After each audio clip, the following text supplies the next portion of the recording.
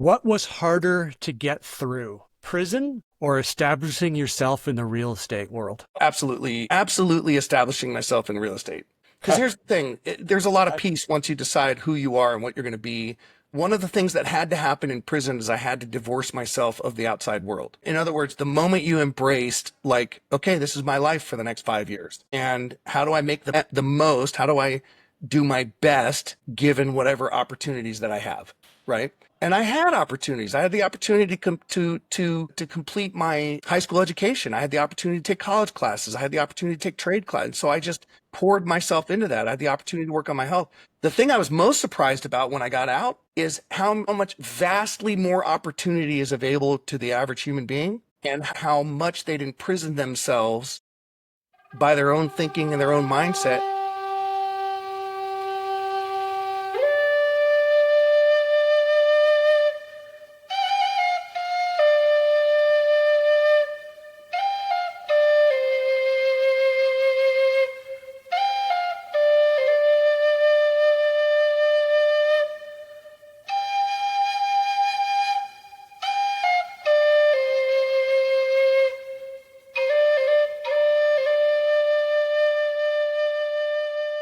Hello and welcome to another episode of Master Plant Talk. I am Tyler Hurst, host of Microdose Yoga, your host, and today I am speaking with Robert W. Henry, the author of Unleashing Your Own Potential, the Self-Leadership Journey from Rock Bottom to Prosperity and Beyond. He's going to have some fantastic stories for today. Robert, who are you and what makes you come alive? Well, look, I'm just a guy who had a pretty horrific childhood and upbringing. And, as such, I had a pretty terrible mindset. And it really took me down a path of poor choices and a life of crime. And ultimately, when I was about 26 years old, I was captured by the FBI. I'd been featured on America's Most Wanted. And I was captured by the FBI after robbing my 10th bank in San Diego, California. So, that led to some pretty intense life decisions that we can kind of go into as you'd like, explore that throughout the course of this podcast. But obviously, that was 25 years ago, and I feel incredibly lucky, incredibly grateful that I had a second chance in life. And so, really, who I am now is, I'm an author, I'm a speaker, performance coach.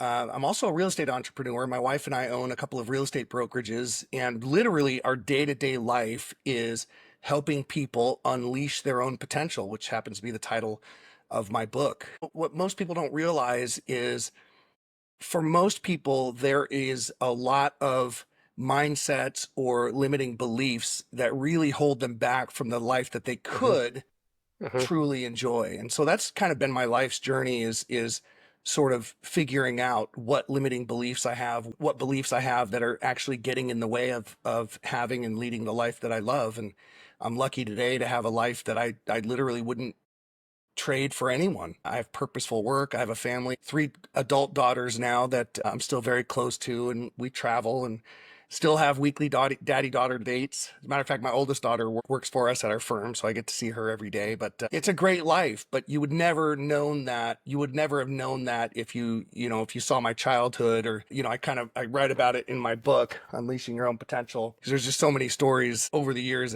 as we've sat around campfires or what have you, and people are just shocked when they see my life now. And then they hear that, I spent years in federal prison and was pursued by the FBI and all those things. So, Wow. That is, I'm sure those are going to be some stories. So I'm going to refer to you just for now as a 9-time successful bank robber. So we're just going to go with that.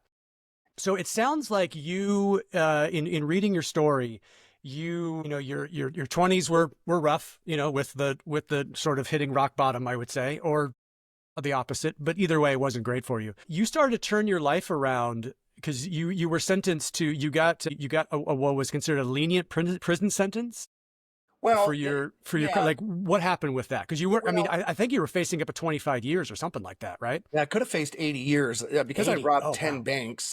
Okay. The minimum mandatory is about 5 years for each bank. Depending on what they call upward departure, downward departure, the judge has a little bit of leeway. And so I spent a year ultimately cooperating with the FBI. Their interest was they wanted to clear cases. It was, as they said, it was an election year. And so, I realized, and I think one of the things that helped with such a lenient sentence is within the first week of being in prison, I realized, like, a little late, Yeah. but I realized Yeah. this is not the life I want. Okay. Okay. And when I looked around and I looked at the other inmates, the thing that they had in common is they had a victim mentality, right? Like, life isn't fair, wasn't my fault. And that came as a shock to me because I realized in that moment, like, shit, that's me. I have that mentality. I made a decision that I was going to change my mindset. I made a decision first and foremost that I was never going to lie to myself again. I was never going to lie to anybody else, that I was going to lead the life of a good and decent and honorable man, even though I'm in this prison setting. So that, that changed a lot of things for me. A few weeks later, I had the opportunity to escape. And there I was, like, talk about a test of your, that decision I just made a few weeks ago. And at that time, like I said, I'd robbed 10 banks. At Hmm. that point, Hmm. I'd met with an attorney and realized that they could sentence me to 78 months per count. Didn't take me long to do the math. That's 780 months. And then there I had an opportunity to escape. And, I tell the story in my book and it's pretty fascinating, but ultimately, and here's the thing. The prison's right there in downtown San Diego, right? Just in the heart of a bustling city with the Mexican border about 20 minutes away. And so as I sat there, I recalled the decision that I made, that I was going to be a good man. And then I started thinking, okay, and literally it was like they'd left the sally port open. So a lieutenant had brought me down to the basement to get supplies, and he ducked into an office to flirt with a staff member and left me in the hallway. And as I looked down the hallway, it was the sally port, both doors were open, right? If you've ever watched a prison, any kind of prison movie, right? And they bring a truck in, one door opens and then it closes and another door opens and the truck enters the prison. Well, it was similar to that. And in this particular case, for whatever reason, both doors were open and it led to a ramp up to street level. And there next to the retaining wall for that ramp was a pretty large dumpster and some pallets. And so I could just literally envision myself jump up the pallets, jump onto the dumpster, over the wall, into the street, across the street, into an outdoor mall. I'd be gone, right? And I wasn't wearing like orange jumpsuit. It was, white t-shirt and tan khakis for federal. But I just decided, like, I did what I did. And I made a promise to myself to be a good man. As I thought through what those actions would entail, it would, I'd have to get a car, I'd have to get money, I'd have to get across the border. All of those things meant committing more crimes. And I just sort of settled and accepted that I did the crimes. I'm going to do my time and make the best use of it. That really set the stage for other events that when I ultimately, so I cooperated with the FBI and they made an agreement that they would charge me with one bank in each of the jurisdictions that I robbed. So it was LA, Okay. San Diego, Okay. Phoenix, and Tucson. And so even still, I was looking at 20 years. Ultimately, the judge, when he sentenced me, the judge sentenced me to run each of those sentences. There were two options: concurrent or Hmm. consecutive. So when he Hmm. said the word concurrent, meaning they would all run together, essentially I would serve four, 5-year sentences simultaneously together. It meant I got my life back. I talk about in the book, like, one of the greatest, and I've since learned that one of the greatest catalysts to success, fulfillment, overall happiness is developing a sense of gratitude. And for me, I happened upon it by accident in that courtroom. I was just, by the way, this is kind of hysterical. Word got around, because there's other inmates in the courtroom. Yeah. And when the judge sentenced me to 78 months, I thanked him. And so, What else do you do? it was the only thing I could think to do because I realized, like, with good time and all of that, that would mean about 5 years. And I literally, I'd be out when I was 31 and I could literally have a life. I could still create a life after that. And so I actually thanked the judge and word got back to the to the prison, like, this guy got sentenced to 78 months and thanked the judge. They thought it was a act of arrogance or I don't know Yeah. what they Yeah. thought, Yeah. but Yeah. word got around the prison and that created quite a reputation for myself. Interesting. I just realized I'm thinking of the wrong George Clooney movie. It's Out of Sight, which is the bank robbery movie. So again, still picturing you in a suit. So it sounds like your life transformation started long before you were introduced to ayahuasca. And when one of Absolutely. the things that I really noticed about your story is there's something that Aya taught me a long time ago, and it's paraphrased. I don't remember what the spirit actually told me, but it was something like, to get where you want to go, first you have to accept where you are. And it sounds like that's what happened with you. And that very first thing is like, hey, I want to live the life of a good man, of a good person, of an honest person. And you had to accept that you hadn't been doing that so far. And at that Absolutely. point, you needed to start doing that. I think for transformation, I think that's the absolute first point, because a lot of us just want to change, but we won't accept what we need to change from. And it feels like you did a really good job of that. Yeah. Yeah. Well, as a matter of fact, my first experience on Aya, I had this vision where I went back to my 24-year-old self. And Oh, whoa, I got goosebumps right now. It was so bizarre. But let me set the scene before I yeah. even went to ayahuasca. So let's talk about when was this in your journey? So when did you when you were This first was called to sit with about Aya? this was right after my book was I just released my book. And so this was in 2023. So it was just a couple years ago, So fairly recently. Oh, fairly recently. And it's an interesting story how I got introduced to ayahuasca. And if you this might actually help set the stage. 10 years previous to that, 2020, so about 2012, I went through a split in my marriage. And as such, I sort of navigated away from friendships or relationships that I felt weren't beneficial. And one of those relationships was actually a dear friend of mine. We actually did business together. I was in real estate, he was in the mortgage industry. And I really, he's one of the most brilliant people I've ever met. Wicked sense of humor, incredibly good at what he did. But I never could get like close to him, right? Like conversations would always be really surface and he would always kind of deflect with humor. And in business, I would refer clients to him. In business, like he was such a genius, but he would sort of ignore the file, if you will, until it became a dumpster fire. mm-hmm. And then Okay. it became Okay. interesting to him, right? Okay. Now it's interesting, right? But that Yep. wasn't great for myself or my clients. And so I kind of broke off my friendship with him when I went through a divorce and all of that. And he reaches out to me 10 years later and he says, yeah, right about when I just announced that my book was being printed. And he reaches out to me and he says, hey, I'd like to go to lunch. And I don't really do lunch. Yeah, but he was pretty persistent. And I met with him for lunch and I literally told him, I got 20 minutes. Such a jerk.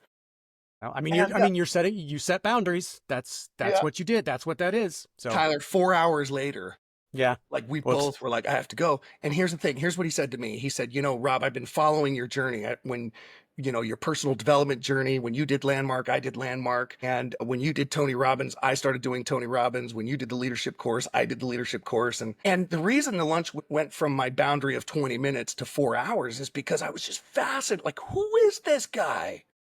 Like we had such conversations that were so deep, right? Those kind of conversations. He talked about his split with his wife and how he's gone deeper with his sons and his kids and so here we were having the conversation that decade ago I craved to have with this because he's really brilliant. And I just finally looked at him and I said, okay, cool, you did all the personal development stuff that I did, but what else have you done? I mean, I'm just fascinated by how you're showing up.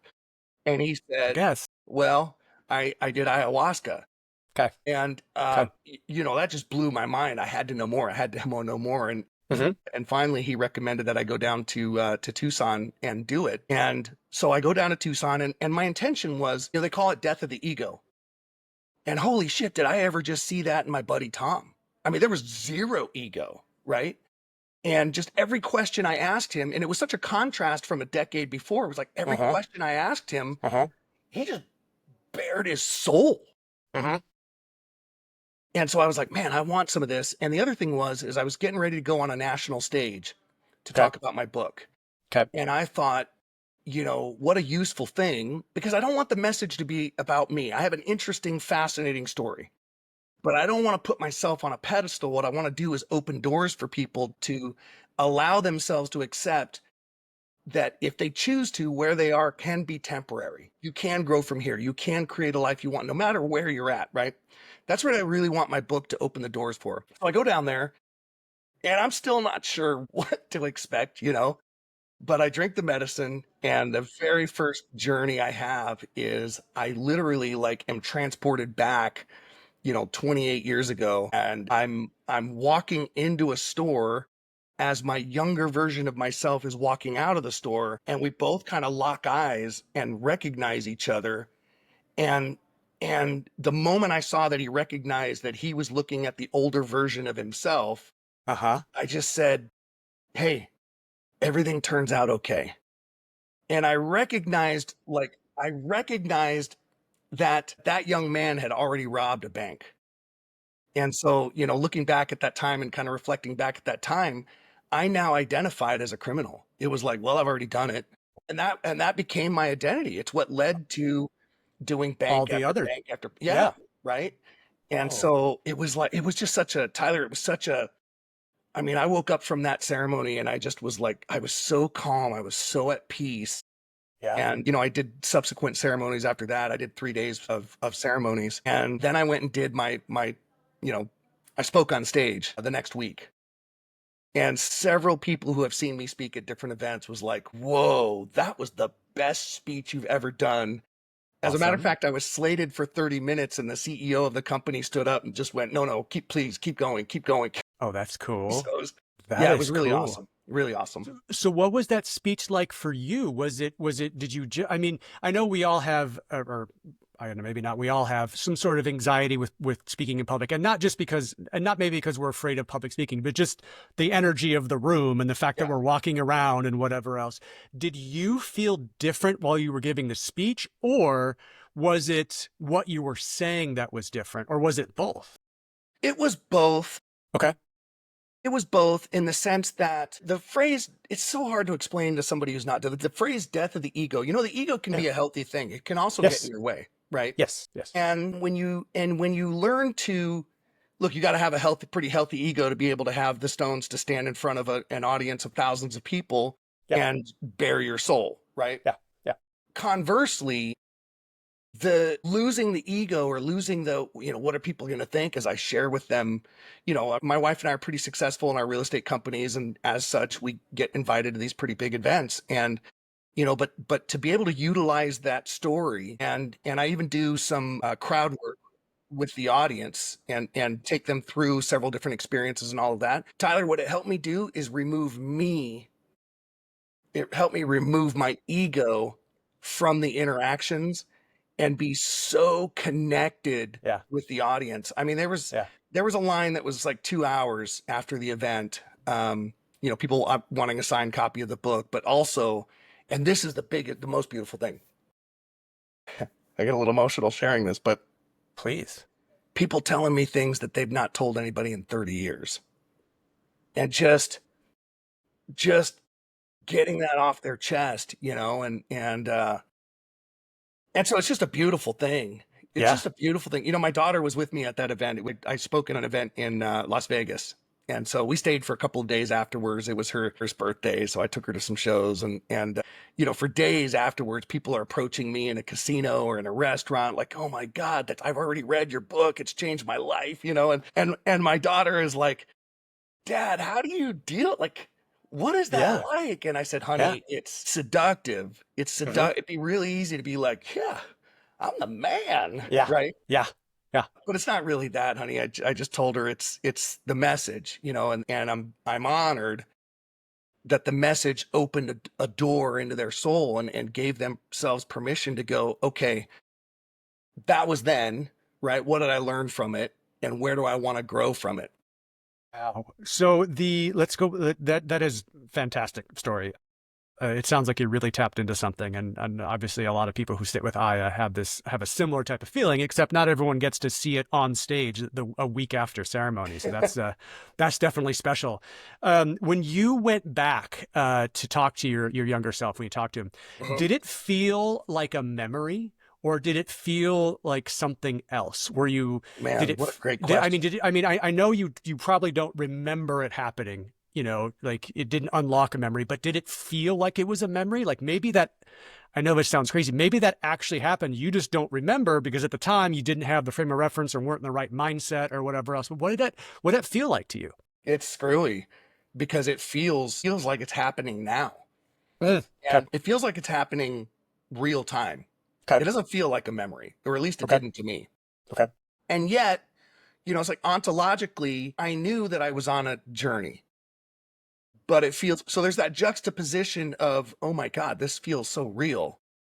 And at the same time, I still kind of had an awareness that I was on a self-discovery journey. But it felt when in the morning ceremonies, which I love, by the way, I think one of the most beautiful things in the world is the morning ceremonies. Just the calm and the peace that you feel, right? It's like I don't want to take on any unnecessary burden at all. I like feeling like this, right? Mm-hmm. But it felt incredibly necessary to kind of go back and forgive myself and to tell myself, you know what? It turns out okay. Everything turns out okay. So it sounds a little bit like and this is might be sounds a little cliche, but it happens a lot. It sounds like you became the person that you needed then Yeah, a little bit, and absolutely. that was obviously and that can be seen in real time by you going to a conference, which I'm assuming is like I don't want to say normal, but like a regular corporate business conference, right? Like if That's this real wasn't estate. I mean, it wasn't like a wellness summit or No. packed with people who are already primed for this type of stuff. You went to a regular corporate real estate Yep. summit Yep. where, Exactly. normal people doing normal things are at, and ayahuasca probably isn't a huge topic of conversation. Yeah. So that's really cool. So you became who you needed for yourself, but you also became who other people needed for whatever reason. Did that feel like were you like an older brother? Was that like a dad, or was that just like a friend? Like, do you know what that felt like for you in the moment? As a you mean in the ayahuasca journey or in the on When stage? you were no, and when you were being talked to, when your daughter was like, "Oh my God, what's this amazing thing?" When people were talking to you about their experiences, did you feel like you were an older brother giving them Yeah. guidance? Did you feel like a paternal, I'm going to help you, whatever? Like, what did that feel like to you? Well, I am a performance coach Okay. trained by Tony Robbins and Dr. Chloe Madanis. But literally, there's nothing to do. In other words, as people are unveiling the most humiliating, the Yeah. biggest mistakes that they've made, sins, burdens that they've held within for years, there's nothing to do but just be an open space and an accepting space for them to unload, right? And because really, the impact on them is self-created. They did what they did, right? At that point in their life, whatever it was, right? Or whatever, some people identified, in my childhood, I was molested, I was physically abused, and I share some of those things on stage. And so some people will come to me and share their experience. And really what there is to do is to just give them the space and the grace to unload that. Okay. And Okay. and if I add any weight or significance to it, then it makes it more real in their mind. And so it's really just being a catalyst for them to let go of the impact that experience has had on them. Gotcha. And Gotcha. that's the most beautiful thing.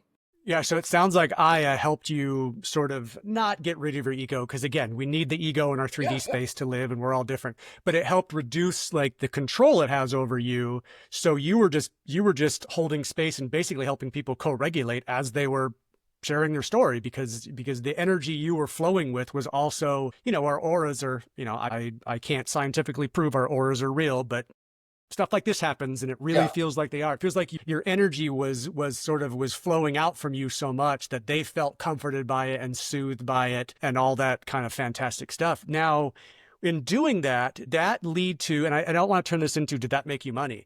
But did having that sort of approach with people, did that lead to more fruitful or more successful or more fun business relationships down the road? Because oh, your relationships were built more than just a transactional relationship and yeah. more of a encompassing thing. 100%. I've oriented my life in the last 10 years. Like every year when I meet with my accountant, he tells me that my brokerage business is the least profitable thing in my portfolio and I should lose it, close it down and Okay. never look back, right? And Okay. and he's right. Monetarily, it's the least profitable thing. But that's not why I do it. I do it because real estate is incredibly hard. You know, when I was being trained by Landmark to be a business coach, and then subsequently by Tony Robbins and Dr. Chloe Madonas to be leadership coach, at the time, my wife and I were in real estate, and we literally started a team and then ultimately a brokerage because we recognized like real estate is really, really freaking tough. 90% of agents who get into real estate leave the business within 3 years. It's just a really, really tough business. And so we looked at it as, well, this is a great vehicle. This is a great sort of playground to really help people work through their challenges, right? I do 42 one-on-one coaching sessions a week. And I can tell you that 90% of the time, the conversations are anything but about business. Okay. Okay. It's about other aspects of their life that they're trying to grapple with while still operating in a very challenging business environment, right? How to balance that all out so that their life really works for them. And so I have this conversation with my accountant every year. I'm just glad I've got other investment vehicles that I do well with, because what I most prefer doing is helping people grow. That's what I That's most cool. it's the most fulfilling, it's the most rewarding. Now to your That's point, yeah. has it opened doors? Absolutely. We just merged with a national company as a result of, hearing about our story. They reached out to us, and they're now one of the fastest growing real estate companies ever of all time. And my wife and I are equity shareholders in the company after having merged with it. So, that's not anything, not any monetary reward that I'll see anytime soon, probably 10, 15 years from now, but it gives me a larger platform to do what I absolutely love doing. Like, my story is literally like, look, if I can do it, let me share with you the insights and the strategies and the techniques that I've learned after having spent over $1 million in the last 20 years on personal development seminars and being coached by some of the most elite coaches in the world. My book is literally just telling stories about, it's a pretty interesting story, right? But it's also weaving in lessons that I've learned and habits and techniques that I've implemented that lead to the life that I have today. I'm 50, I'll be 52 years old this year. How many people at 50 years old can look you in the eye and really tell you I wouldn't trade my life for anyone? I have a Yeah. beautiful life. I travel, I see the world, I get to have an impact on people. I've raised 3 beautiful daughters that I speak with every day or see Okay. every day. Okay. It's a beautiful life, and anyone can do it.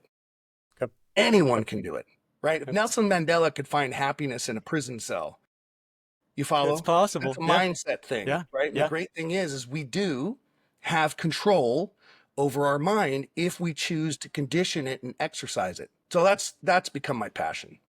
It's fantastic. Yeah, it sounds like your brokerage is sort of like, and I don't mean to demean this, but think in business terms, it's like you're advertising. That's how you advertise yourself.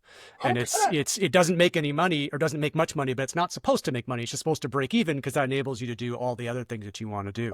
About 75% of my agents, I have 52 agents between two brokerages, 4,000 nationwide. But in terms of the one that I directly impact, the 52 agents, about 75% of them make more annually from real estate than I do owning the company. Okay. That's I'm interesting. okay with that. So has anyone in your brokerages, and I mean, so just people who are working with you, Mhm. have they expressed interest in ayahuasca? And if they have, how have you explained to them what it was like or how it could benefit them? Like, Well, oh my God, is that a conversation you've had? that's incredibly interesting. Yes, I went and did ayahuasca, and then several agents from my brokerage came to the big event that I released, announced my book, and several of them were just flat. It was kind of like they were so proud, like that's my brokerage owner right there. That's we work with him. That's great. Before I tell you about my agents and some of them going and experiencing that, Mhm. let me take a step back and tell you Go that for it. in my first journey, so in the first journey, the experience that I had was going back and forgiving myself. Mhm. And the second journey on the second night was, God, I still get, it's like so still present for me, right?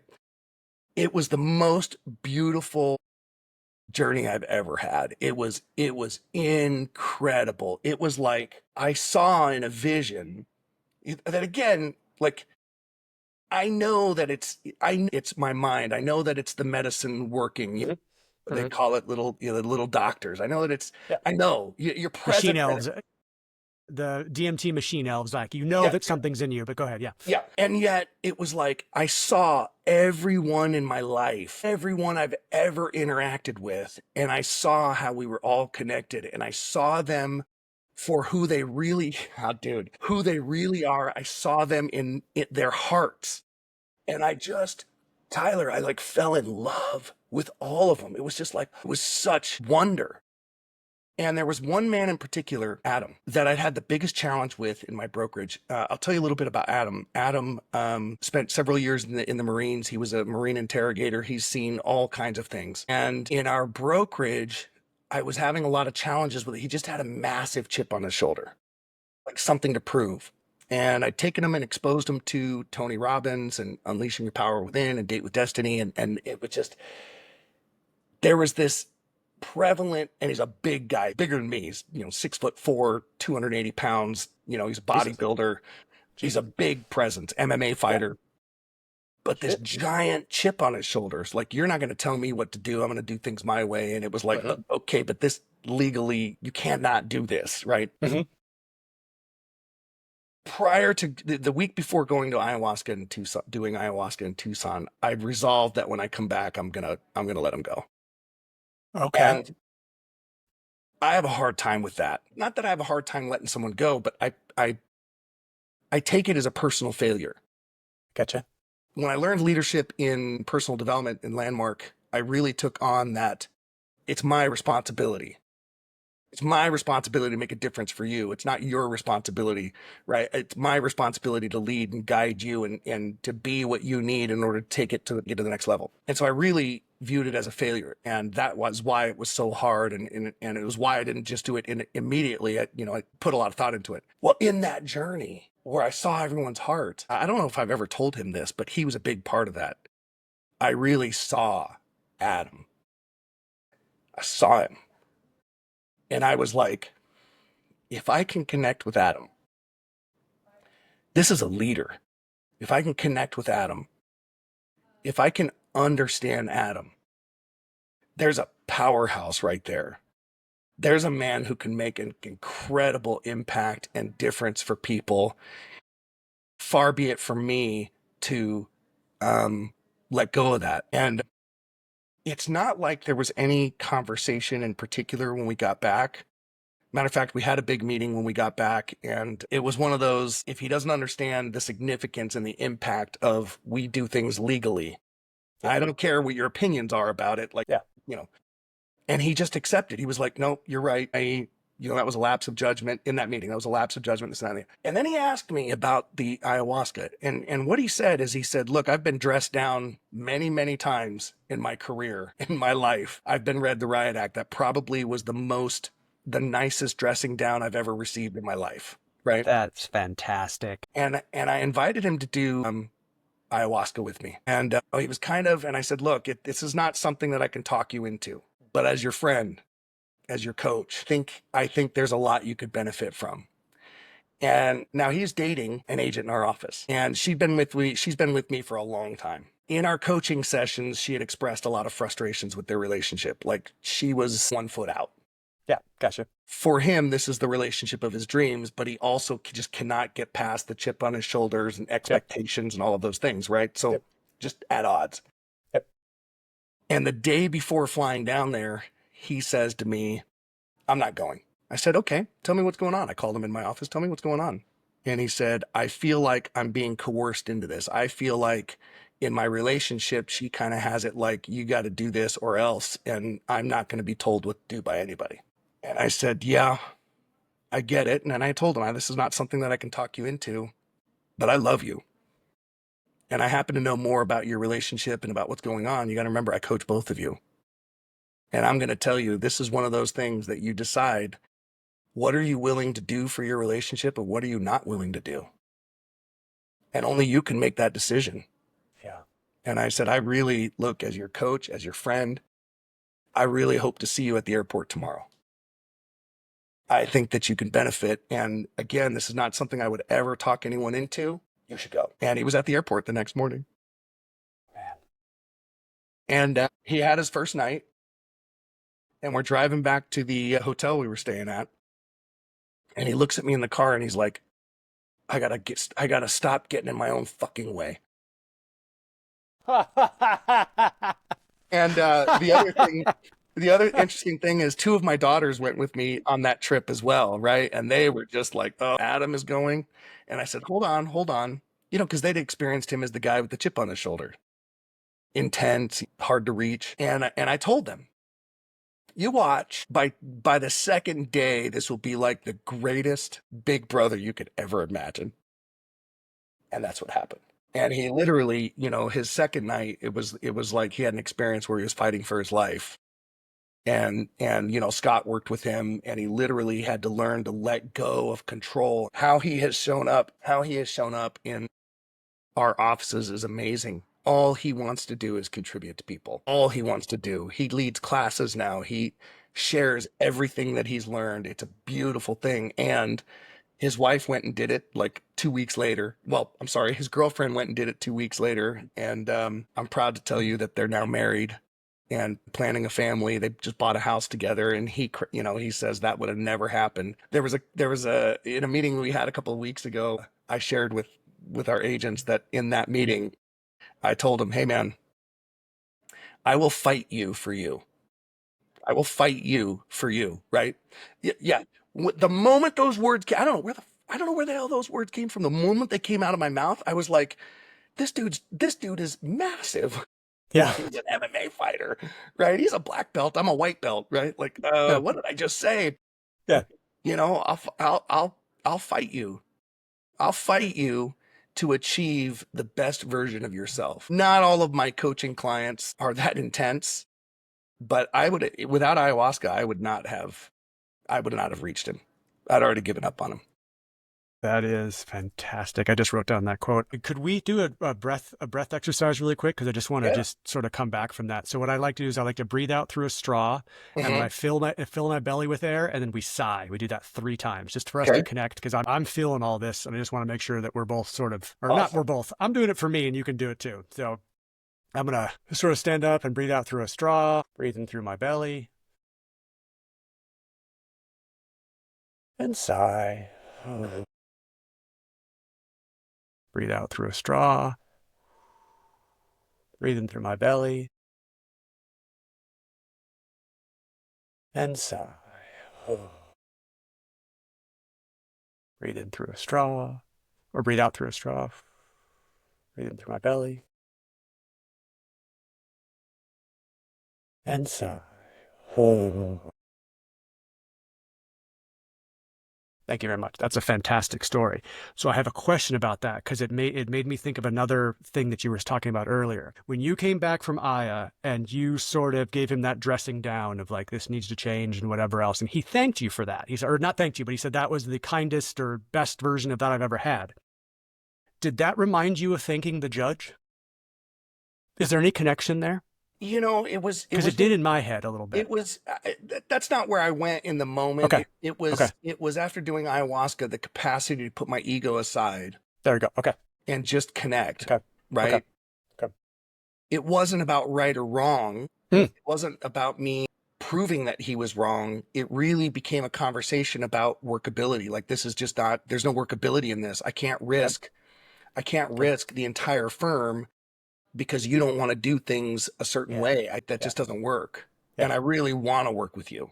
Okay. Right? Like we need to come to an agreement that this can't happen anymore. And it wouldn't have gone like that had I not done ayahuasca. It just you would have said it differently or yeah.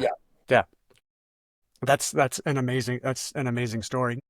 How has your relationship because you said you had some marriage difficulties in the 2012, 2013. So I got divorced and then you married. Years later, I married my now wife. Okay. And she's my business partner. I met her in personal development. Awesome. How has your relationship, or has it changed after taking ayahuasca? There's has she talked about different things, or have your she's daughters brought anything up? Like, She's what's gone different and about done it. that? She went and did it after I came back and our daughters had happened. But particularly, there's a funny story about this. My wife is incredibly frugal, and thank goodness, because it's allowed us to, it's allowed us to be able to do some pretty spectacular things with our savings, not the least of which is to subsidize our real estate business, right? So this is not a, some people hear frugal and it's a negative thing. This is not a negative thing. However, it Responsible. does impact us sometimes. And so I'm going to tell you a funny story and how this she got interested in ayahuasca. The previous week we had gone to Kauai. I married some dear friends of ours. I performed their ceremony, and my wife and I had never been to Kauai. And if you've ever been, it's an island 2,000 miles away from any mainland, and it's very expensive. I want to go real bad. And so my wife, for the first few days, is just, we go to, she comes to breakfast with me after working out, and it's $45 for 2 eggs, sausage, and a piece of toast, right? $5, right? To the extent that I quit inviting her to come to breakfast with me after our workout because that's not fun for me. And so just to needle her a little bit, we're out shopping. We're out, we're out on the island, and my buddy goes, "Man, look at these flip-flops, right? $50 flip-flops." And he goes, "Man, those are cool." I said, "You know what? Those are cool. I think I'm going to buy those," knowing full well this is going to annoy my wife. Okay. Yeah, yeah. She doesn't say anything. To her credit, she doesn't say anything, but you can just see her like, what is this fool doing? So fast forward 2 weeks later, we go to a hot springs with a group of friends of ours. And as a matter of fact, we ride there in their RV, and then we stay in some cabins and we do hot Cool. springs for a couple of days. And as I'm Cool. unpacking my suitcase, I go, shoot, I forgot my flip-flops. You can't make this shit up. No, you can't. This is more than she can take. Okay. She lets me have. Are you freaking kidding me? You forgot your flip-flops? You're telling me you're going to have to go down now to the lobby and buy yet another pair of flip. You probably have 10 flip-flops in. Okay. So she's really dressing me down, right? And the comedy is not lost on me. But an interesting thing happened. I was calm. Now, listen, there's a lot of directions I could have gone. Like, oh, wait a minute. We're going to talk about who has more pairs of shoes, right? Yeah. A lot of different directions. I didn't say anything. And I said, I'll just wear my shoes down to the hot springs, right? No big deal. And our friends knock on the door opens, and he's like, "What are you wearing shoes for?" I forgot my flip-flops. And he goes, no worries. I got an extra pair of flip-flops in the RV. Perfect. Problem solved, right?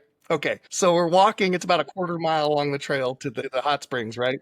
And she grabs my hand and she looks over she side-eyes me, right? She goes, "You mad at me?" And I go, "Oh, honey, not at all.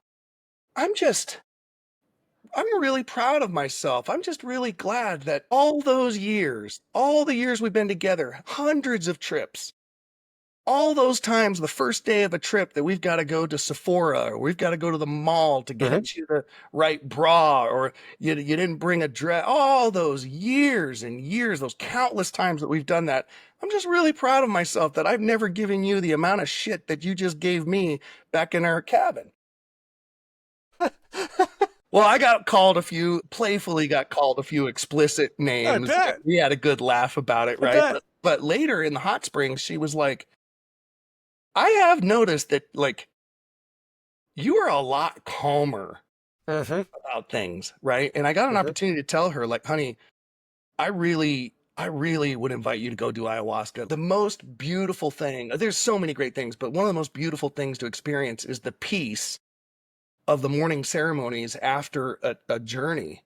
Yeah. Right. Yeah. And everyone kind of, opens their eyes, and we're just connected and we're together, and it's just so beautiful. And it's like smells are magnified, right? You go out in the desert and, oh, it's just so much peace. And I just told her, like, I think what you've experienced or what you've noticed about me in the last, couple of months after doing ayahuasca is I'm very guarded about what I'll allow to disrupt my sense of calm and my sense of peace. I just like, it's such a beautiful thing. I'm not giving it away.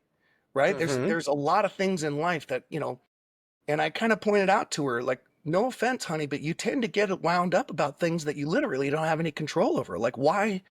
And I said, I think we live in a culture where we're so constantly bombarded with things that grab our attention and stress us out. And it's that dopamine hit and all of that, that it's like we've gotten far removed from what it actually feels like to be centered and be at peace. And I said, when you experience that 3 days in a row, you're just not, at least from in my experience, I'm just not willing to give that up over trivial shit. I'm just Okay. not. Okay. And so she did end up going and doing it a month or so later. Nice. Nice. That's pretty good. Because I mean, you weren't being sarcastic or facetious, but you were sort of being sarcastic and facetious when Yeah, you said that. I was being playful. I was setting her up. But you were able to say it in a way that was funny and made sense, and you weren't lying at all because you were telling the truth. Yeah. But you weren't, yeah, you didn't have that like that bite, that edge to it that a lot of No, times I we was get just being, stuck in. I was setting her up the whole time. I was just being, and I will tell you this, that's one of the beautiful things about a relationship anyways, is we do a lot of banter. And so, there's space to sort of do that. But I've also learned, it's also allowed me to be a lot more direct in my coaching because it doesn't have to have a bite. It doesn't, you can make it a point and be playful about it, or lead people along the path where they self-realize and be playful about it. A lot of people have disempowering thoughts or disempowering emotions that they don't know any different. And when you can kind of play with that, and what would that be like if you approach that from a grateful spirit instead of this heaviness or this, poor me kind of mentality? What could you learn from that experience, right? What's the gift of it? Where are you supposed to grow from this experience if you wanted to? Now, if you could imagine for me, let's say you had that conversation the week before you sat with Aya, or the week or a couple weeks before, would you have, because obviously your oratory skills, your ability to interface with people and whatever else, that was training that came from years of Mm, practice and yeah. experience and Tony Robbins and all that type of stuff. So you knew obviously how to word things in ways that the power of your words, essentially, Mhm. is what I'm saying. Yeah. How would that conversation have gone? And again, this is to imagine, had before ayahuasca, would it turned into a little bit more of an argument? Would it have caused you maybe to pull away from her? How do you think there would have been any change? Or is that something you even bother There would have thinking been about? there would have been more annoyance Okay. from my end. Okay. I'd have been slightly triggered, like, like, you're a millionaire. What the fuck does it matter? Okay. I spent You would 20 have bucks. taken little digs at her. Yeah, like, well, Yeah. I wouldn't have Yeah. said it, Yes, but you'd have but thought it. the annoyance would have been Mm-hmm. there, Okay. right? And people feel that. People feel that energy. Okay. And so Okay. that's what actually sort of drew her to me on the path down to this hot springs, and where she grabbed my hand. It was like, something's different here. Yeah. Yeah. And I just wasn't annoyed. I just wasn't annoyed. It was just like I saw the polarity, or I saw the irony, Yeah. right? And Yeah. it was funny Yeah. to me. Yeah. That's fantastic. So why not handle it playfully? So it sounds like ayahuasca sort of gave you a little bit of like a body or emotional piece that you can't really learn on your own unless you're co-regulating with someone who already knows it. Like I've been in a room, I've only seen Tony Robbins speak in person once. And Mm-hmm. this was in early days of Twitter. So it was like in the late aughts. And I Mm-hmm. remember thinking my scientific brain's like, really? Like, okay. I mean, yeah, he's tall and yeah, he seems cool, but there's no way that he's no more than just really good words, right? Mm-hmm. And then he started speaking, and of course, I was completely wrong. And I was like, "Oh my god, I'd go to war for this guy. What is Yeah. happening?" It feels like ayahuasca did that emotional work that you either weren't shown as a child or never had the proper role models to help with that. Do you remember anything changing within you, or was it just like, before ayahuasca, I got annoyed at small stuff and allowed myself to be triggered. And then after ayahuasca, I was just different. Do you remember any sort of linear path between those two? Or was it just a Everyone change? said, everyone said there was just like a softness to me. Okay. Okay. Everyone said that, right? They Okay. were just, and which is what I wanted, right? Yeah. Which is exactly what I was Yeah. looking for prior. Now I go down to Arizona and do it every time I'm going to do a major public speech, because that's what I want. It's beautiful. So a softness, that peace that I now guard. I find myself, after doing ayahuasca, I spend a lot more time. I give myself permission to have time alone, Mm. and Mm. I enjoy it. Whereas I will tell you, before, time alone, I felt guilty. spending time alone because there's so much to do. There's so much work to do. There's so many, people that I could be making a difference over here. I should be checking in on so and so, to the extent that it's just like I'm running raw all the time. And running raw was where I would more easily slip into disempowering emotions like annoyance or Gotcha. frustration or Gotcha. irritation. Gotcha.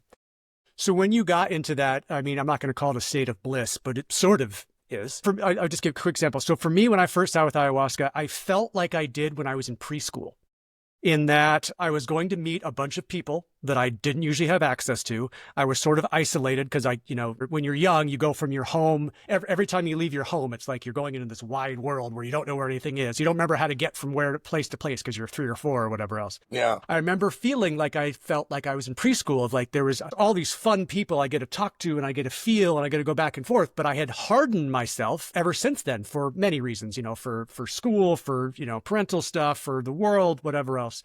Did you, when you got softer, did you go back to a version of you that you remembered? Or for you, had that version never existed because you had to harden yourself so early on in your life? Was it were you reverting or were you learning it for the first time?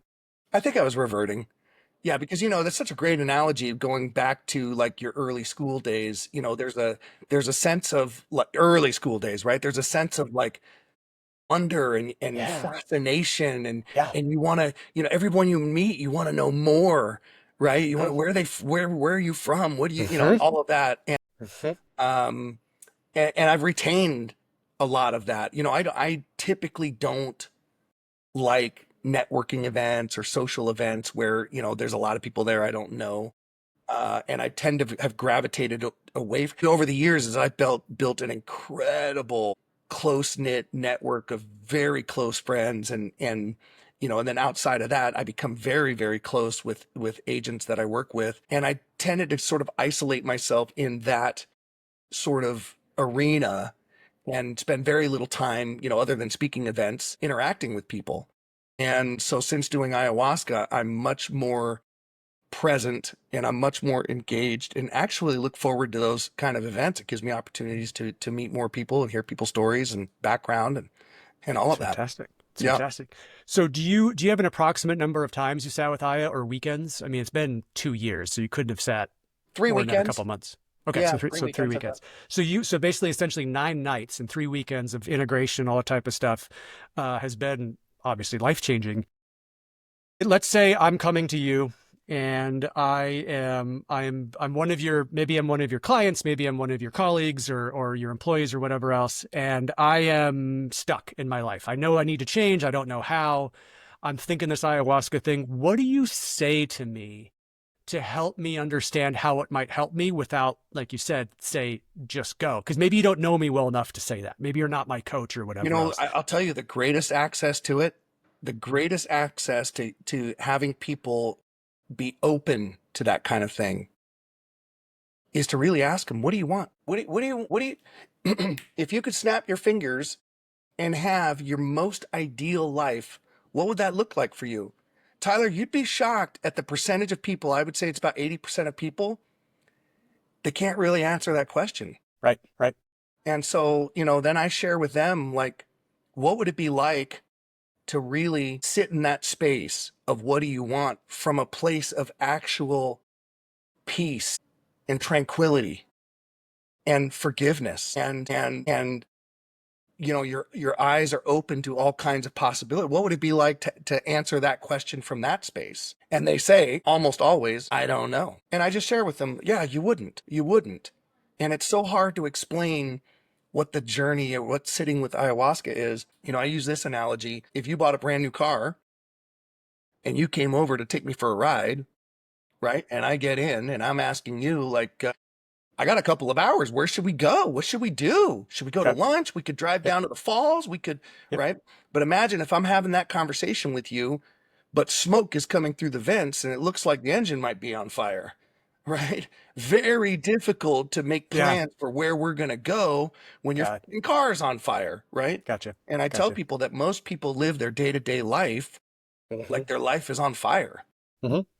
What would Like it be they're, like to yeah, like actually they're, be clear of all of that and really plan your life instead of just reacting to what's coming at you.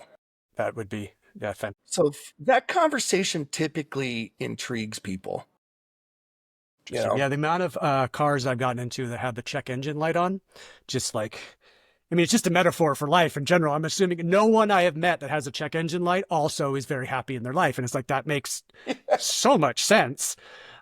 That's true. And I remember I was always taught, my check engine light comes on, I go, but it took me a while to figure out how to do that for myself too. Yeah. Yeah. Then you start to recognize stuff.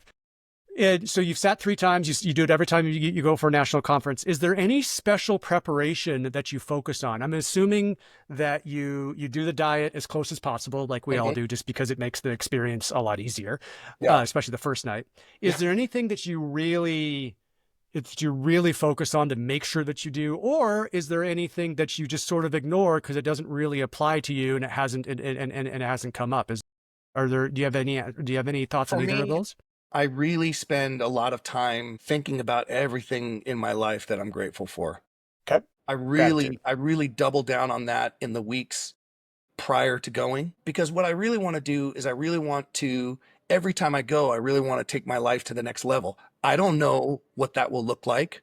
There have been times where I go with an intention to do this, and then I go and do ayahuasca, and I realize I'd be more fulfilled to pursue this direction.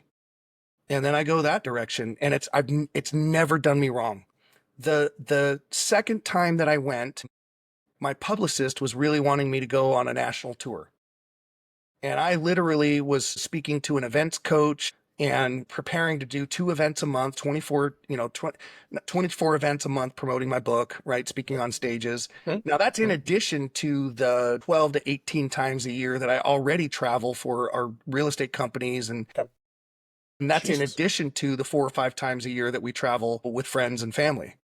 Do you own a plane? Like, how do you get around? Wow. The time it would take in airports. Holy crap. Delta loves seeing us come. I bet they do. But when I went down and I did ayahuasca the second time, I realized my daughters are 19, 20, and 22. Two of them, one is in school in Canada, studying international business law, and then the other two had moved out and then moved back home with the intention of, okay, it's time to seriously prepare for life. So one is in nursing school, and like I said, the oldest now works for our firm. She's one of our top 5 in her second year. And when I went and did ayahuasca after my second night, I realized, like, what a gift. I have my kids, and my kids are in a place where they are openly embracing our influence. What should we do here? What should we be investing in? What should we be preparing? How do we improve our credit score? What should we be looking for in a relationship? How do we get and find and experience friends like you and mom have, right? And so when I went down and did ayahuasca, I went down with the intention of planning out my life on the road. And I came back, like, I told my publicist, yeah, I'm going to put pause on that for a year or two. I really want to enjoy, I don't know how much time I'm going to have in this window, but I'm going to embrace and enjoy every minute of it I can. Yeah. Wow. You know, you don't know, you don't see what you don't see. It hadn't been on my radar until I went down and I did ayahuasca, and it was just like, I recognize it as such a profound gift. I still have my daughters right here with me. How long is that going to be? I don't know. Yeah. Yeah. Because they're going to grow up and maybe move. Who knows? Yeah. So Who I go knows what? down with an intention, but I'm not locked to it. It's Okay. just it's an idea. Let's pursue it. Let's not, however it goes. That is fantastic. I love that. So basically, it sounds like gratitude. That's Yeah. where you're at. I mean, just to sum it up, obviously, it's a little more than that. So Every let's, successful person I know, and I'm not talking, I know a lot of millionaires, billionaires. I'm not talking just financial success, right? yeah, Financial overall. success gives you a lot of freedom and opportunities and ability to leverage time. And that's great. But when I talk about success, I really look to people who have incredible families, who just have an insatiable love for life, and who use their businesses or their financial resources to basically fund an amazing life, and a life that has purpose and a life that contributes to people. And that's who I look to as successful, right? So when I say every single successful person that I admire and I look up to and I seek guidance from or mentors me, every single person starts with a core foundation of gratefulness, of gratitude. Every single without question, every single one. It's fantastic. So that's how you prep. Mm-hmm. Same question, but how you integrate. Are you a meditation person? Are you a journaling person? Are you a spend time in nature person? I mean, partly you're obviously a stand on stage and speak to thousands of people Mm-hmm. person, but I don't know if that's quite what the integration is part of. Is there anything that you focus on specifically, or is it just a wide gamut of options to help integrate whatever you've learned? It's a wide gamut of options. Like I do a lot of writing, and so that would be tantamount, say, to journaling, and I just allow it to flow through me, right? In other words, I allow my ayahuasca experience to sort of direct where I'm moving towards now, because you literally come out of the other side of a 3-day experience a changed person in the sense of more focused, more centered, more at peace. And it's actually a beautiful way to make decisions about what's next. Where do I go next? What relationships do I pursue? What relationships have I become disconnected from? And I've done a lot of personal development seminars and all of that, and they're wonderful. I highly recommend them to everyone. Ayahuasca is a little bit different because it's something you feel and experience. It's within you. And it's a beautiful, beautiful thing. And you just did an exercise with us, right? It was pretty ramped up telling a story, and then you did a breathing exercise. I do something very similar when, Mike Tyson talks about everybody has a plan until you get kicked in the teeth, right? It's a great analogy, right? And it happens in business all the time. The reason that people leave businesses or abandon businesses is because they get kicked in the teeth, right? And business is about, you fall down 10 times, you get up 11. And one of the things that has really helped me with that is this idea of what's the gift in this?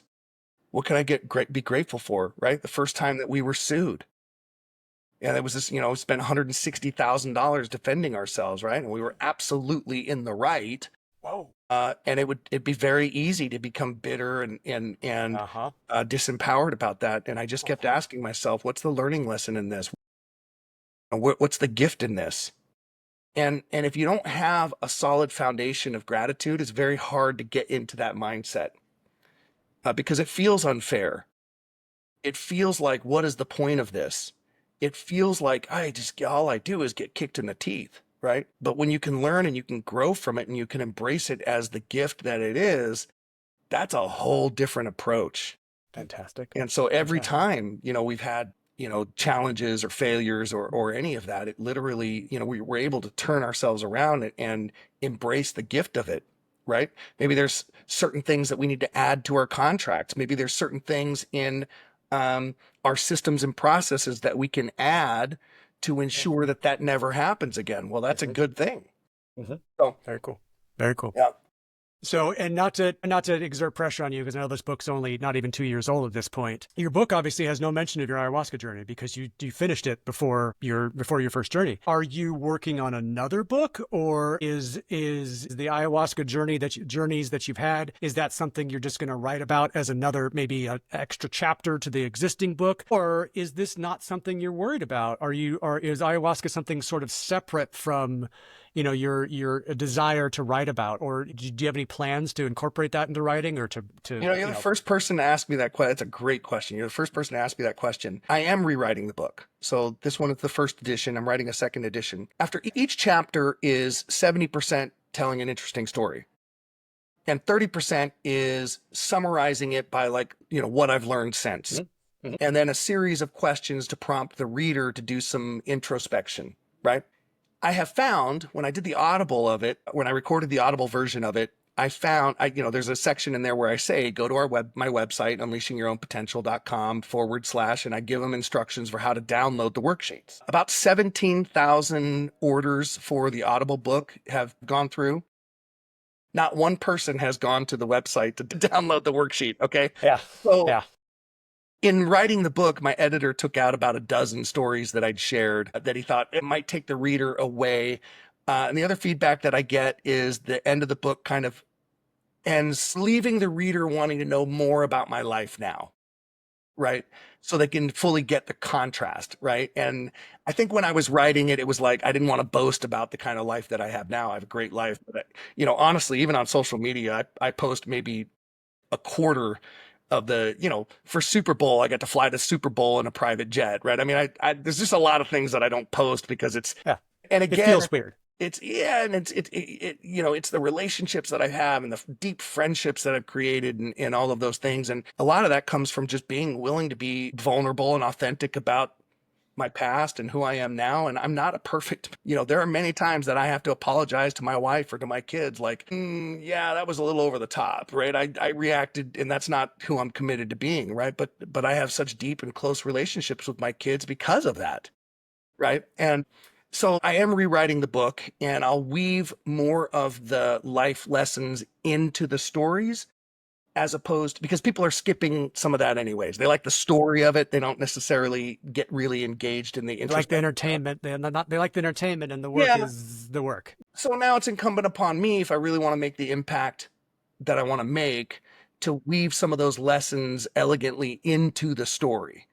Right. Sort of like, okay, so looking back and how I would handle that now, and, maybe tell a similar circumstance, like the situation with my wife, right? My wife Yep. giving me shit about Yep. flip-flops, right? Yeah, the reason I asked that is because I just got a copy of Seth Godin's newest book. I'm sure you heard of Seth Mhm. Godin, and he does a really good job, I think, of incorporating in his longer things of incorporating stories and lessons sort of all into one thing, but always leaves wanting more. So I can't really get as deep as I want to in that. It sounds like that's what you're trying to do, is allowing people to get deeper without having to do a lot of separate work. Because sometimes when we're listening to an audiobook, the last thing we want to do is switch our focus to a screen or a piece of paper or whatever else. Like, we're okay with listening, but it's hard to make that Well, I'm transition. I'm also learning a lot of neuro-linguistic programming, as well as Okay. there's a technique called neuro-emotional persuasive Mhm. questioning. Mhm. And what's really great about that is if you tell a story and you ask the right question, I can actually accomplish the same thing as inviting someone to write out the following questions and answer the following questions. And so why not weave that into the book to have a greater impact?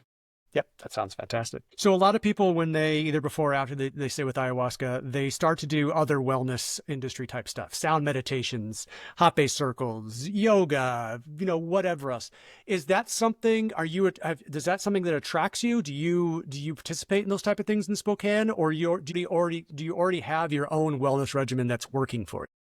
I'll tell you, since doing ayahuasca, I've gotten much more laser focused on my own health. I neglected my health for a couple of decades while I Okay. focused on my family and my Yep. business, and Yep. started having some health problems in that. And so, now I do strength training 4 days a week. I do jujitsu 4 days a week. And I've just become a lot more aware of what I put into my body. I really try to put single ingredient foods into my body, and eat for nutrition, not for taste or not for flavor. And so I've just become more aware of the mind, body, spirit, emotional balance. But we don't have a lot of that in this region, but I'm certainly open to it.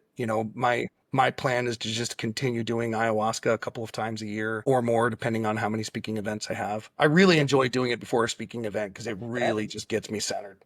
Yeah, so I remember when I went to Peru in September for the first time, and for the next month, everyone was like, "You're different. You're talking quieter. I can feel you. Yeah. Whenever you do speak up, like, I listen because you clearly have like, you're channeling. I mean, I call it channeling, but you can Yeah. call it whatever you want. But that's sort of what it feels like. It was a really cool experience. So you're working on your version of the book, which is unleashing your own potential. It's available on your website. I'm assuming it's available at other places too. Probably, as you Yeah. said, Audible, so it's Amazon, available on Apple. audiobook, Yeah. all, It's all that on, kind of on stuff. Barnes and Noble, all of them.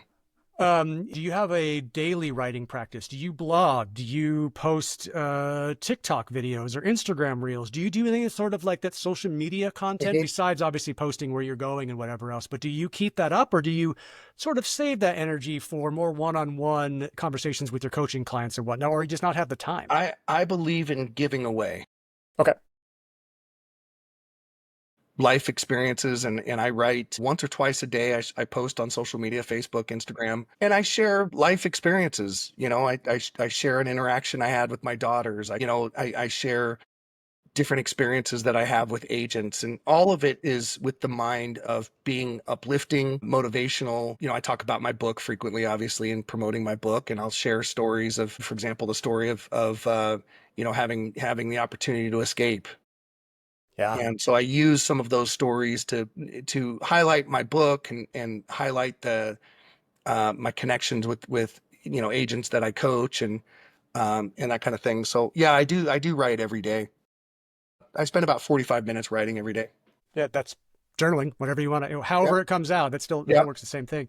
So do you spend a lot of time thinking about roads not traveled? Like if you, let's say the escape obviously is a big one, a big turning point. If you had escaped, did you have access to money from your 9 previous bank robberies? Like you would have been on the lam in Yep. another country probably Yep. without a whole lot of financial resources, Yep. and you definitely wouldn't be here where you are now.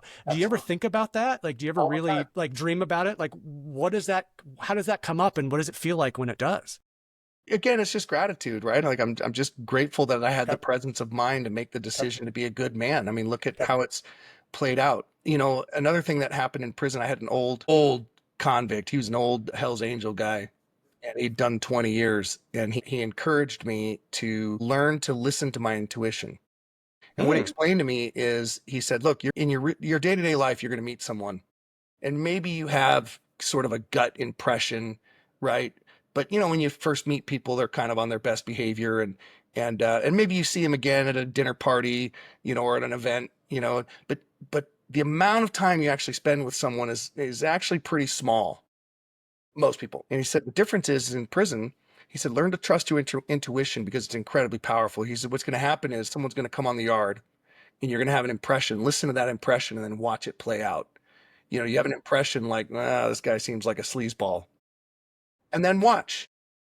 Because the difference between the real world versus in prison, you've got days, years to Yeah. watch it play out. Yeah. And I really learned to trust that. Really learned to trust that. And it has worked out. It has worked out for me in countless occasions. Countless occasions.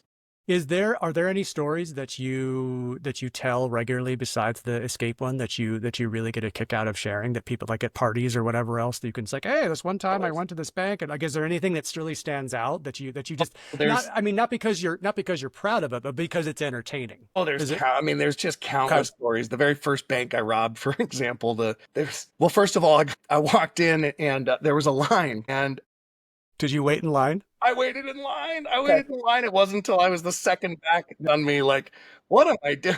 Yeah. And so Okay. a teller opens up, and it happens to be, this old woman, and she was not impressed or afraid at all. Or if she was, she didn't show it. And so I demanded that she put her, 20s, 50s, and hundreds on the Yeah. counter. There she goes, Yeah. ones, fives at a pace that would make erosion envious. And I finally had to, pull out the gun and put it on the counter. I used a fake gun, but I put the gun on the counter, and she just was not, I mean, she just saw right through me. And so, and so first bank, I think I got like several $100s, and oh my gosh, it was just a cluster. You waited in line. That's I great. waited You in waited line. in I line. waited So in line. yeah, I mean, you'll rob a bank, but you're not going to be rude and cut in line to a bunch of people Yeah, because yeah, that would be exactly. wrong. But it was also the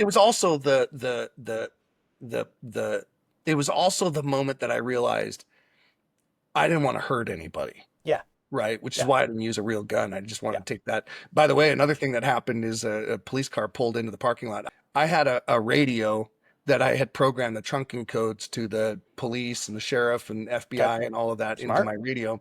Smart. And so I could hear when the call would come in. So I ran out of that bank, and I didn't have a disguise, but I would grow like a goatee, and then I would mascara it in so it looked darker, and stuff like that. I'd put a Band-Aid over my neck to look like I was hiding. I did A all that stuff, tattoo. right? Yeah. Okay. And That's good. I like it. That's great. when I walked out of the bank, and I'm walking through the parking lot around the shopping center. I had my car parked around the shopping center, and I'm putting my hoodie on and hiding the merchant bag that I put the money in. And I look up, and 2 police officers pulled up in a car. And I mean, my heart was just, it was like the Edgar Allan Poe poem. That my heart was just Yeah. beating in my head, right? And they were just oblivious. But it was, I ran out of there, ran to my car, and sped out of there, and it was just the whole comedy of it, just the whole comedy of it. Like, oh God, maybe the call came in and I didn't hear it, and no, the call never came in. They were there to cash their check or something. Were you ever expecting to get caught? Like, does that, I mean, after the first time, because obviously the first time you were like, oh, holy crap. But I mean, was it just something that even came to your mind? Or did you have like just a focus on it? Like, this is what I'm going to do. I'm not worried about getting caught because if I worry about that, it's going to mess stuff up. But where, I mean, were you, because obviously this skill can be applied in business, like in legal businesses too. But were you just so focused that it never occurred to you? Or did I you? was really focused, but I will say that I was surprised when I was caught that I experienced a sense of relief. Yeah, it was like, okay, this is over now. It's out. Because, like I said, I identified as, well, now I'm a criminal. And I think the prevailing thought when I was actually captured was like, well, it's out in the open now. And I, I'll pay the price and hopefully get my life back. Yeah. You did, and now you're reaping the rewards 100 times. I Yeah, mean, 1,000 times. it wasn't easy, but it was absolutely worth it. It was Yeah. absolutely worth it. That's fantastic. Is there anything that I have not asked you that you just desperately want people to know about ayahuasca or about integration or even coming back from adversity that you just you make sure people know? Yeah, the important thing about doing ayahuasca, doing personal development, and I lump them all together. I lump Hmm. ayahuasca in Hmm. with personal development, right? Hmm. And I'm really passionate about what I'm about to tell you. We are absolutely, as a culture, being conditioned to be fat, dumb, and lazy. And, the news media and social media is designed to attack our psyche and draw our attention elsewhere so that we can be manipulated. Our education system isn't designed to teach people how to be successful. Our education system isn't designed to teach you how to create meaningful connections, how to be happy. And it's incumbent upon us to learn those skills ourselves. It's incumbent upon us to invest the time to sort of look under the hood and go, okay, is the operating system that I was raised with serving me, or do I maybe need to make some significant changes to Yep. my thought processes, to what I'm focused on, to my experience of life? And I've done a lot of, I mean, like I said, I've spent over $1 million in personal development and coaching and all of that. And I would say one of the most profound experiences that I experience is in sitting with ayahuasca. Absolutely. There's no question. Yeah, there's no, Wow. because there's one thing, it's called ontological. It's like logical thinking. It's one thing to learn something logically.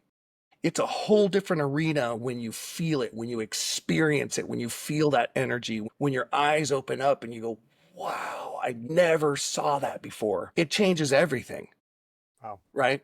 Wow. So that's all that I would share. Most That's people live their life reacting to stimulus, and it's a Mhm. whole different experience when you find peace and you're centered and you discover your purpose and you discover what you're meant to be and who you're meant to be. That's a version of you that you want. You want that version. That's fantastic. I really appreciate it. There's a couple quotes that really stood out that you've said that I've written down both in our phone call last week and this. And I just want to share them just to because I think it's cool. The moment you see something, you can't unsee it, which seems very obvious and duh, but when you really think about that, it makes a lot of sense because you can't go back. I mean, there's for you, I'm sure there's a life before ayahuasca, there's life after ayahuasca, and you can't undo any of the things that you've seen. Also, you don't see what you don't see. And we forget that there's a whole mess of things happening outside of us that we can't perceive or understand or experience that may be happening to other people, and we'll never be able to see them unless they introduce us. And my favorite one, I will fight you to achieve the best version of yourself, which sounds like an awesome, pretty awesome coach, especially since you're only a white belt, and some of the guys could take you only a white belt. So Yeah, thank you very much. jujitsu is humbling, that's for sure. I bet she does. I did jujitsu twice, done 2 classes, and I was like, "Yep, I'm good. That's really awesome. I can't quite figure that out, but one of these days, I think I might." So You know, you're the benefit of that, Tyler, is and what I'm really embracing and enjoying is it's at least a year of having no idea of what you're doing oh, and just being humbled over and over and over and over again. And for me, I just embrace that. And I'll tell you a big part of my growth, I pay big money sometimes to be in rooms where I'm the least knowledgeable person yeah, there. yeah, yeah, yeah, yep. I try to spend more time in rooms where I'm the least knowledgeable person there as I possibly can. Yeah. that's how you learn. That's how you learn. Like you can't learn if you know everything, or if you think you know everything anyway. So okay, great. Your book, Unleashing Your Own Potential: The Self-Leadership Journey from Rock Bottom to Prosperity and Beyond, is available on your website at unleashingyourownpotential.com in hardcover, and I believe it's is this version signed? Do you sign this Yeah. version? Hard Okay. copy is signed. Yep. You can only Hard get your copies. you can only get the hard copy through my site. Okay. And I sell it for $39, 39.99, which is pretty expensive. But I don't make any money from the book. I use the profits from my hard copy to give book. I speak in schools and I speak in prisons, and so I give books to low income schools and to inmates and to law enforcement. So the sales of the hard copy help offset the cost of that. And it's basically filled with stories that you've shared with me, just in longer form with more details and all that. I mean, that's what it is, right? Lots of stories, lots of Okay. stories. That's it. Some of the more interesting aspects that is weaved through the book is making that decision of who I'm going to be, and sort of having that standard. And I tell a tale throughout the book of countless times that doing the right thing, albeit maybe the most difficult choice in the moment, has played out with endless rewards. And there's just countless examples of that. And I use that to illustrate how important it is to become very, very clear about who you are and what you're about and make your decisions based on that standpoint, right? It's sort of like, what would the version of me that I would be most proud of 10 years from now, what would that guy do? And that was really tested in prison, to the extent that I was told that I needed to join the Aryan Brotherhood. And I looked at them, and I took out my inmate card that had my picture on it, and inmate, Department of Justice. I said, whose picture is that? It's your picture. And I said, that's how I came in and that's how I'm going to go out. Like, no offense, but I'm here to do my time, pay for my crime, and get on with my life. And all respect to you guys, I'm just not going. And they said, you're not going to be protected. And there were race wars, and there were fights and riots and all kinds of things. But doing the right thing and making the right decisions ultimately actually led to me being protected, even in those kind of outbreaks.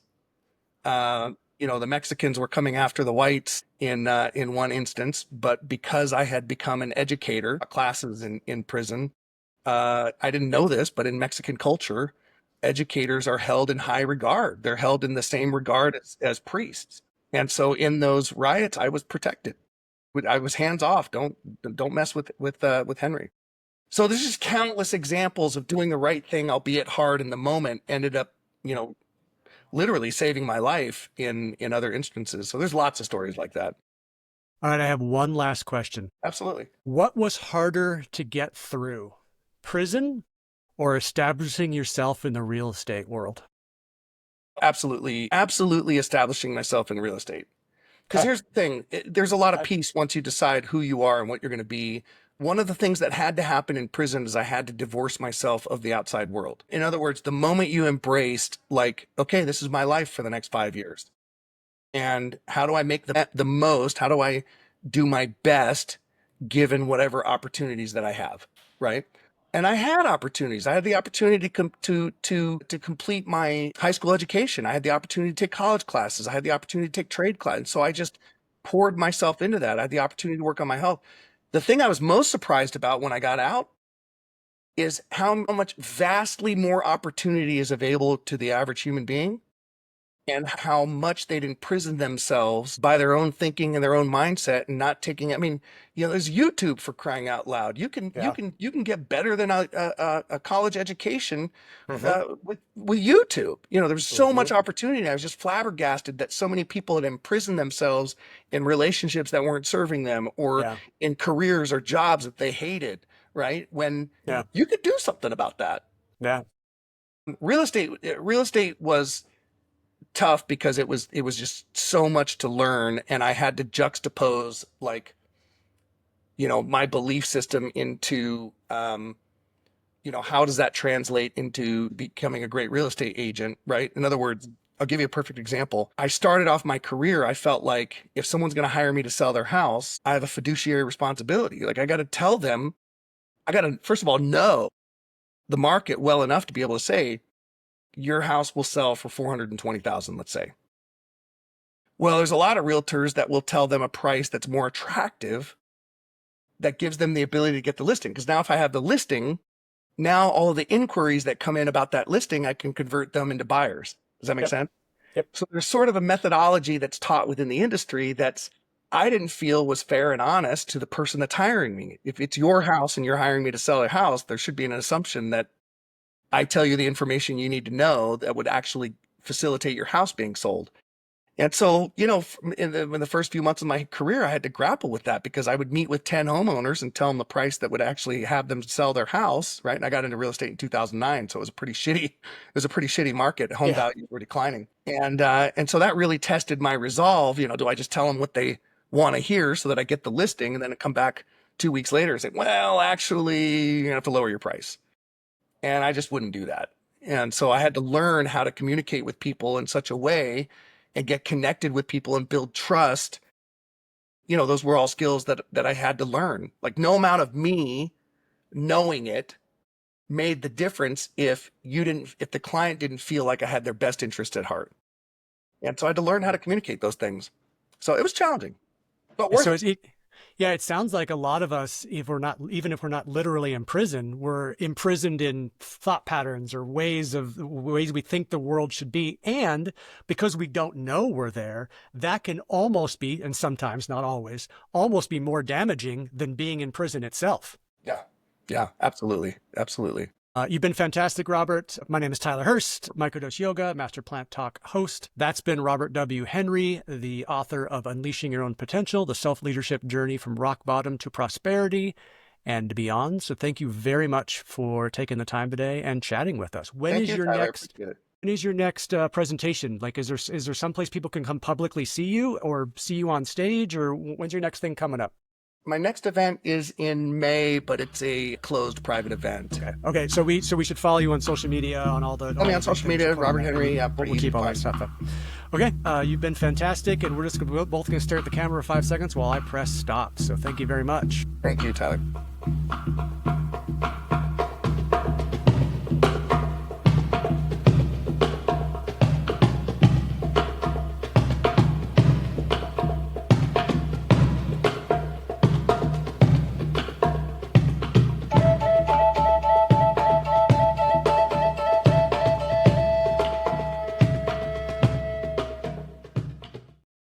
If you bought a brand new car and you came over to take me for a ride, right? And I get in and I'm asking you, like, I got a couple of hours. Where should we go? What should we do? Should we go to lunch? We could drive down to the falls. We could, right?